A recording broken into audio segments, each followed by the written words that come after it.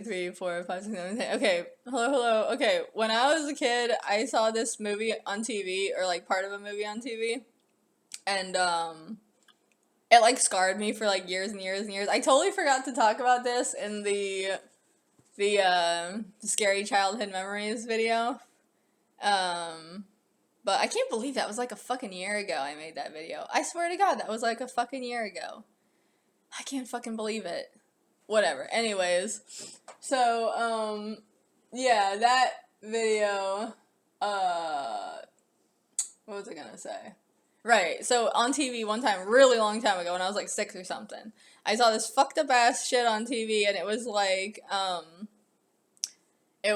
a black and white movie where like this family was having dinner together, and like then I don't know, the dad, of course the dad, because it's always a fucking dad, started just like abusing everybody and started like grabbing their hair and like slamming their faces into the plates of food and shit. It was like a mom and like a daughter and maybe a second daughter, I'm not sure. But I was just like, I was super scared by that. Like he was like he was like slamming their faces into the table and the plates, and then he was like grabbing the food and like shoving it in their mouths and stuff. And I was just like, what the fuck is this? And I think it might be that movie, like How to Make an American Movie, because the movie he's making in the movie, the Coven movie, I think I think it might be that, but I'm not totally sure. I don't know, but it was fucking disturbing, and I feel like that transferred into this scene that was here. Exit flashback. Um. Oh, where was I? Luba, as she looks out into the night and rubs her belly. Oh god, some fucking Russian. Vash secret bezopasnosti some noi ubitsa. I think that means your secret is safe with me, killer. I remember that line. But that word, bezopasnosti, I don't know how that's pronounced. It's been many a year since I studied Russian. Suddenly there's a flash of lightning and thunder not long after. Flyboy, uh-oh. They hear the sound of rain starting, drops fall on them, and then within a couple seconds it's pouring. Luba, sarcastically, Отлично. Everyone wakes up and hurriedly they all start gathering up the blankets and sleeping bags. They all bitch and moan as they rush to get out of the drenching rain.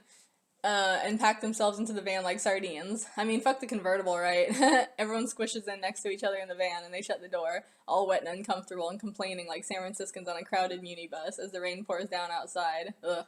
Shane, this sucks ass. Barbara, looking out the window. Hey, what's that? They all crowd around the van's tiny back windows to look. Further away, down in what looks like a peach orchard, of course peaches, they can see some lights on through the dark rain. Rochelle, survivors! Glenn, I bet they got food. He starts to open the van door, but Rick stops him. Rick, hey, are y'all fucking retarded? What makes you think they're gonna be friendly? It could be Cadbury all over again. Everyone gets quiet. Michonne glances around at everyone else, taking note of them. She puts her hand on the handle of her sword as she turns her attention back to Rick. Michonne, I say we go down there. I think that's how she would have said it. Cut to our heroes, all running through the peach orchard in the rain.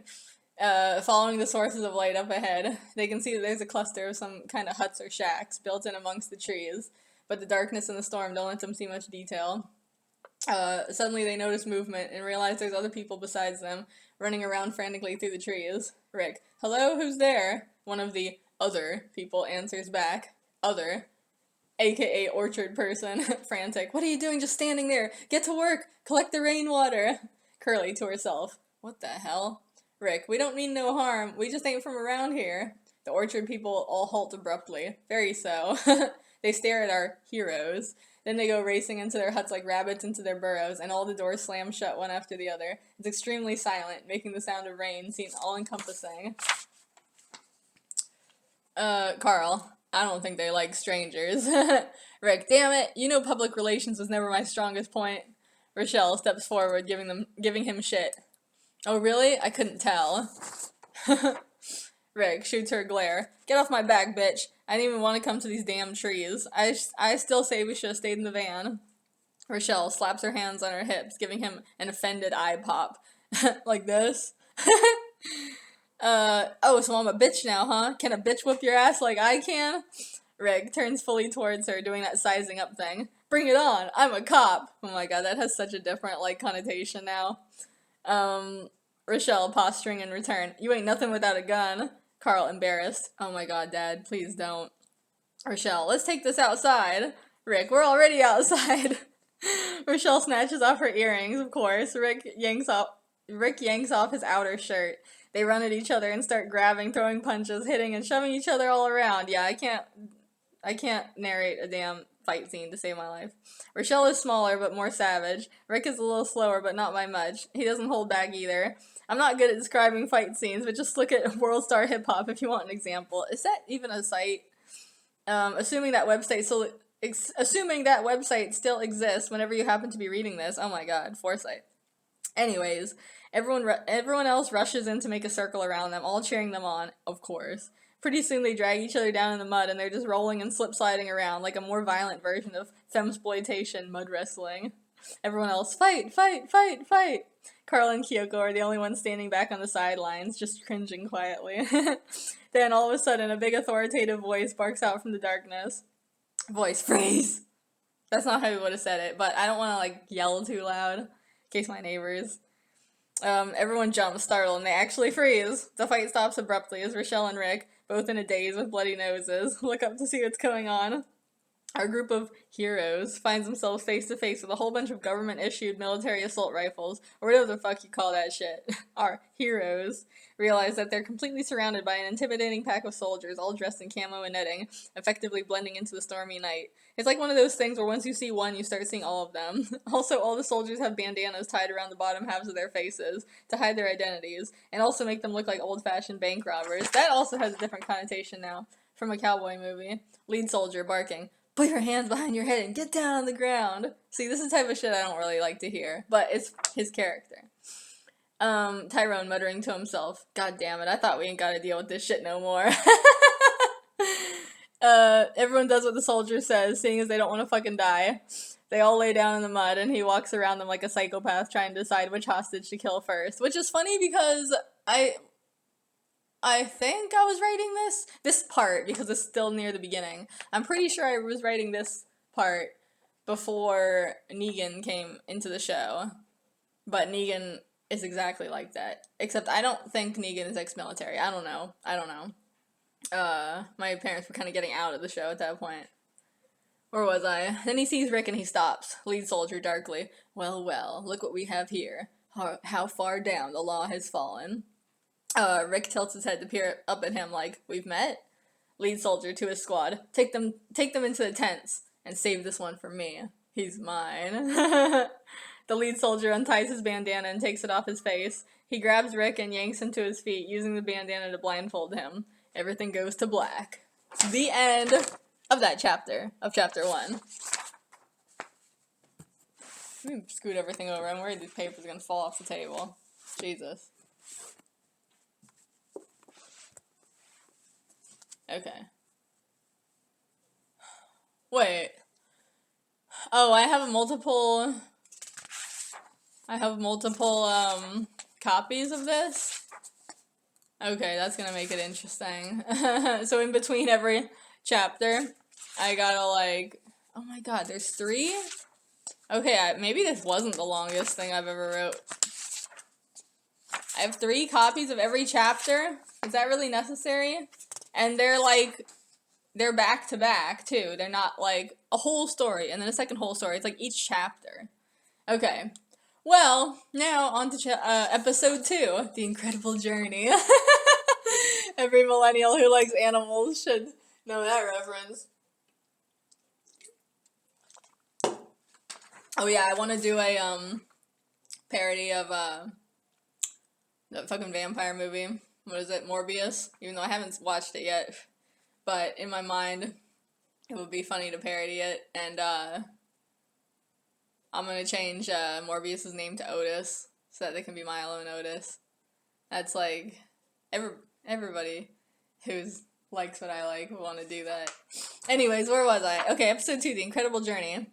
Now we'll pause on the first storyline for a little bit as we cut to a place that has only been briefly seen in the last movie, Atlanta, aka Atlantis, in the Hotel Casino Palace of Aquaman. It's funny because when I wrote the part with Aquaman 2, I mean not Aquaman 2, but the character Aquaman in this, who, like, he's only, okay, the joke is purely about the name of Atlanta.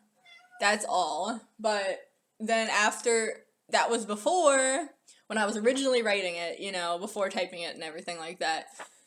That was before the Aquaman movie came out with, Jason Momoa.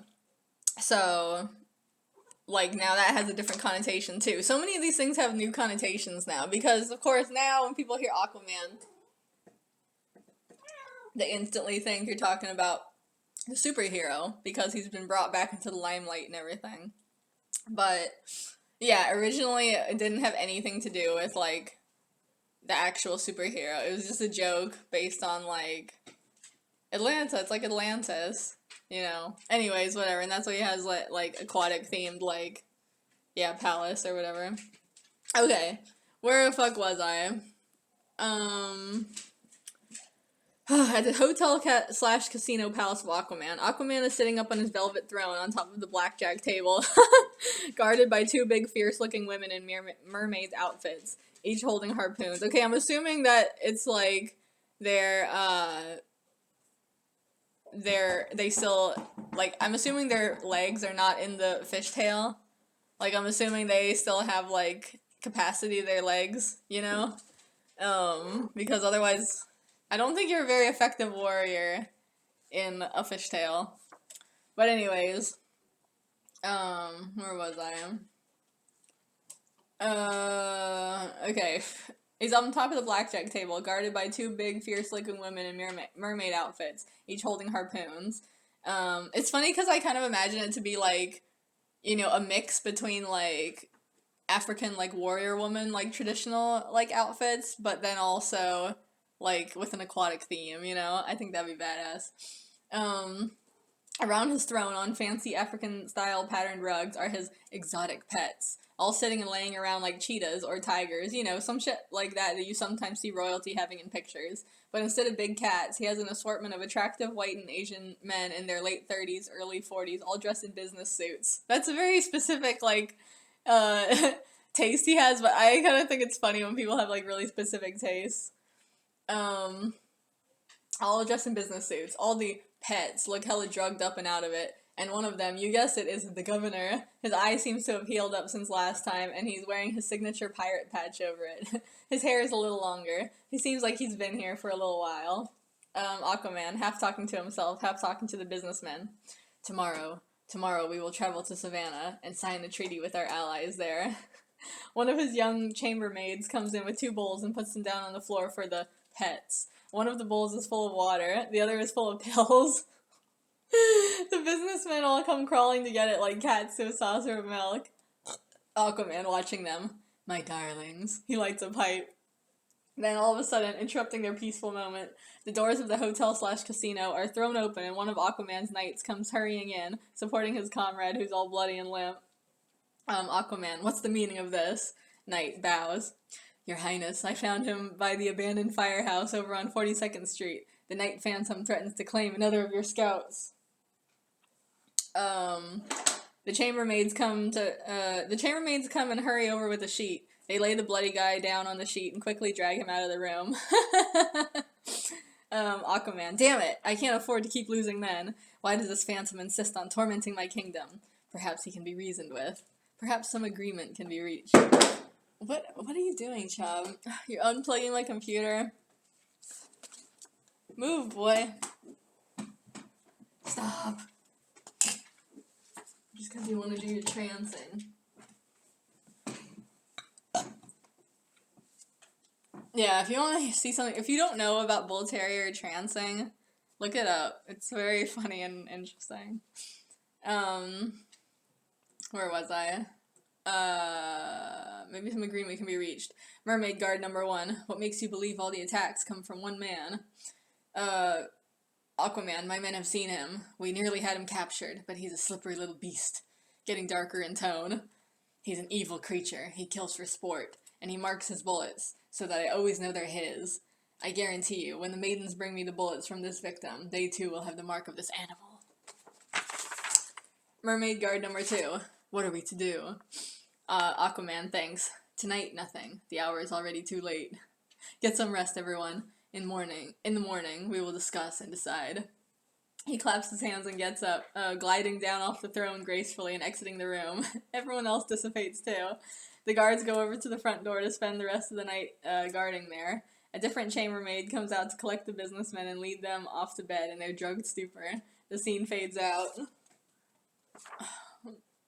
Cut to later that night, still in Atlantis. This is probably around the same time that our heroes are hiding in the van from the rain.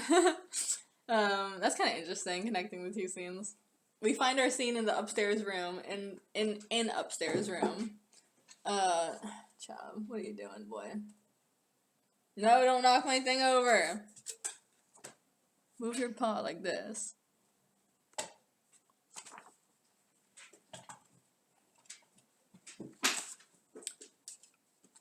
You funny boy. Where was I? Oh, we find our scene in an upstairs room in the hotel above the casino. All the businessmen are asleep, sprawled across a big old heart-shaped bed. For no real reason, the governor wakes up in the middle of the night. He hears some soft coughing and sees a little light coming from under the door of the attached bathroom. He gets up off the bed and wanders over, opening the bathroom door. There he finds one of his fellow businessmen leaning on the sink counter with a whole bottle of sleeping pills poured out in the sink. The other guy looks up quickly, not having expected to be caught. The governor stares back at him. Then he comes to his senses and says something. The governor whispering, "Have you lost your mind?" Other guy defensively, "No, have you?" The governor pauses and thinks of what he should say. The governor, "Would you really just throw your life away?" Other guy darkly, "Yes. Why not? What is there left to live for? We're nothing but animals here." The governor, "Then let's leave here." Other guy, "You are crazy." The governor, "No, I've been thinking about it for a while. We can get out." Other guy skeptical, "I don't know. He's got us all hooked on those pain pills pretty good. The king's cotton is not to be taken so lightly." Oh my god. Yeah, it used to be fucking, used to be Oxycontin, now it's fentanyl. The governor, "Well, I don't know about that part, but I don't care. I'm willing to take my chances if it means I can get out of here and find my kids." Oh yeah. Oh, his daughters. That's so sad. He doesn't even know one of his daughters is dead. The other guy is quiet for a long pause, thinking about it. The governor, "Are you coming with me?" Other guy, "If they catch us, they'll kill us." The governor, "You were ready to die a minute ago." The other guy thinks some more. Then finally he nods. Other guy, "We should rally the others." The governor, "No, it's too risky. Just us." Other guy, "You leave them behind?" He goes into the bathroom doorway and peeks out around the corner, looking at all the others sleeping. Other guy, "Let's get out of here." The governor nods back. They open the drawer beneath the sink and take out some flashlights. It's nice that they have all these supplies. Then they turn off the lights and creep away through the darkness. The governor and his friend are at a door marked stairs at the very end of their hotel floor, but it's locked. No matter how much they rattle the doorknob and try to pry it open, it won't budge. The friend, "Damn it, locked in, of course, like birds in a cage." The governor, "It doesn't matter anyway. We would have never gotten past the guards down on the first floor." Friend, "How are we supposed to escape? All the windows on this floor are barred." The governor looks around quickly. At first he seems desperate, but then his eye falls on something, and he gives a slightly coy expression. The governor, "I know how we can get out." Cut to the two of them in their suits and ties, crawling through the narrow air vents in the walls, and carrying bundles of bed sheets along with them. Always going through the vents just like the kids did.